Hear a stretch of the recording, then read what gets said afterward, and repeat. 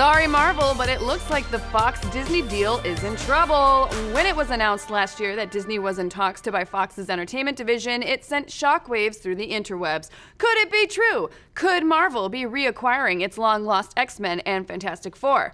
While the deal was primarily proposed to help Disney bolster its upcoming streaming service with a back catalog of Fox-produced properties like Buffy the Vampire Slayer, Die Hard, and Avatar, the added benefit for the House of Ideas is that they would get back their long-lost mutants and the first family for the Marvel Cinematic Universe. And what a sweet dream that was for fans. Wolverine fighting alongside Captain America, the FF joining forces with the Guardians of the Galaxy. It's the stuff only major business mergers and skillfully dodging antitrust laws could make happen.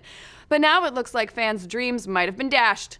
Comcast recently announced that they plan to put in another offer to Fox to snatch away all of the goodies from Disney's grasp, with a bid for over $60 billion in cash, which tops Disney's current offer of $52.4 billion, all in stock. Now an extra $8 billion is obviously nothing to scoff at, but will that be enough to sway Fox to switch sides?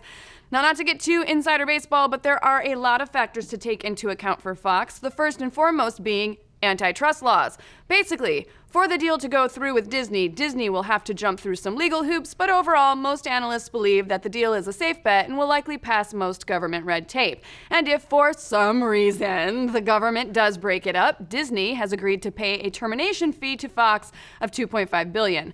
However, for the deal to go through for Comcast, the government red tape is a lot more stringent, which is one of the primary reasons Fox didn't go with them in the first place.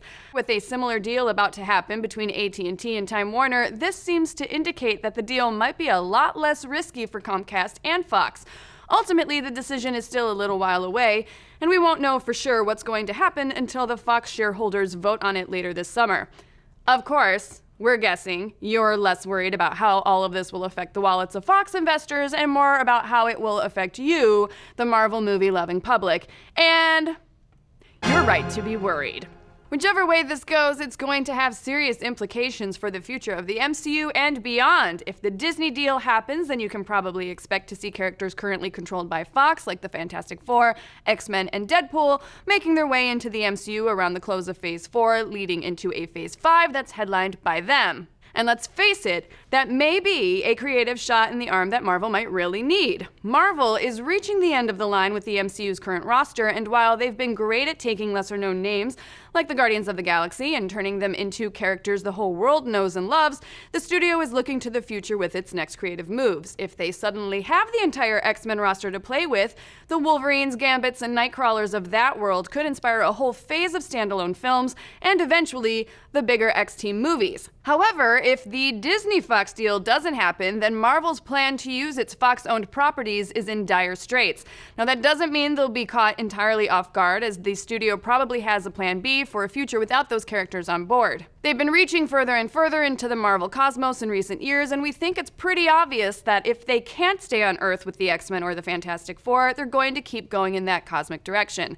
Guardians 2 already set the stage for the appearance of Adam Warlock, and maybe even a whole new Guardians crew, and Thor Ragnarok introduced us to even more otherworldly characters that we'd love to see given the spotlight, like a Valkyrie solo film or a buddy comedy with Jeff Goldblum's Grandmaster and Korg, which I would love. At the end of the day, a deal is likely to happen despite the fact that giant monopolies like this are direct threats to diversity and creativity in the entertainment industry and more about business than anything else.